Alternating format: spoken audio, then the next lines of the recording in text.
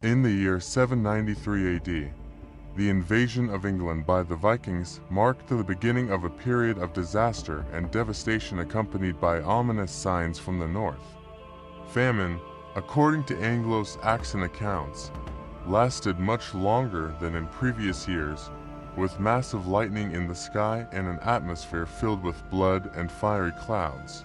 These celestial signs quickly descended to the earth, transforming into a ruthless wave of violence inspired by brute force. On the night of June 28th, the Bennetware Rug on the eastern coast of the Norton Plate Kingdom was attacked by fearsome warriors from the north. Their target was the St. Cuthbert Reliquary, renowned for its wealth, and as monks tried to protect the sacred relics, many were slaughtered, and some were taken as captives beyond the North Sea. This attack had yielded a great booty for the warriors later to be known as Vikings. However, it was not enough for them. They sought more plunder, more blood, and more destruction. England was on the brink of a catastrophe later termed by historians as the Viking Age.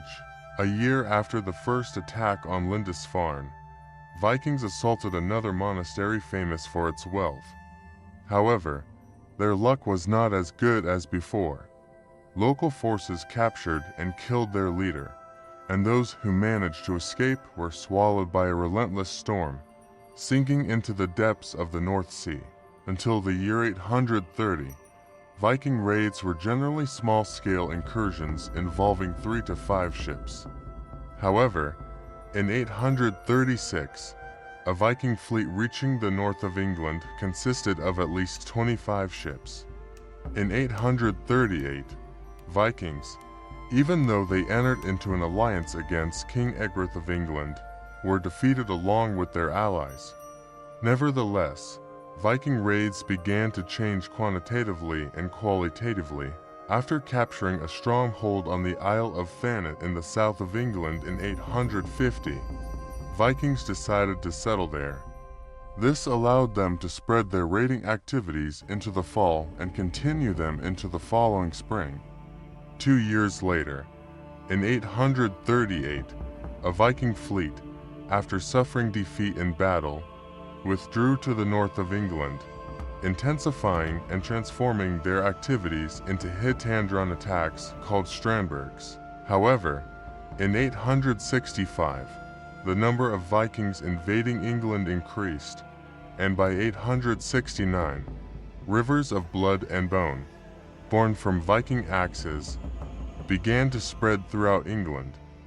One of the notable events among the Scandinavians of Viking origin in England in 869 was the capture of the town of Thetford, which belonged to the Kingdom of East Anglia.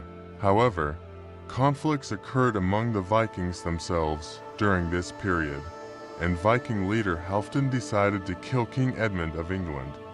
In 871, armies of Wessex led by Alfred defeated the Vikings, and Alfred mercilessly killed Viking leader Bagsec. Nevertheless, Viking resistance continued, and Viking leader Guthrum seized control of England. After the death of Ragnar in 873, Vikings, in fragments, started raiding different regions of England. Starting from 875, Vikings transitioned to a settled life, engaging in agriculture and husbandry, establishing small settlements in various regions of England, and expanding their influence. In 878, the armies of Wessex led by Alfred defeated the Viking army in the Battle of Edington. Guthrum was baptized and became a Christian, forming an administration area in England where Viking laws were applicable. An agreement in 886 formally recognized Viking dominance, initiating a new era of Viking control in England. The Viking invasion of England is still studied by modern historians and archaeologists, believed to have deeply influenced England's cultural history. Genetic studies have complicated information about the common origin of Vikings and Anglo-Saxons.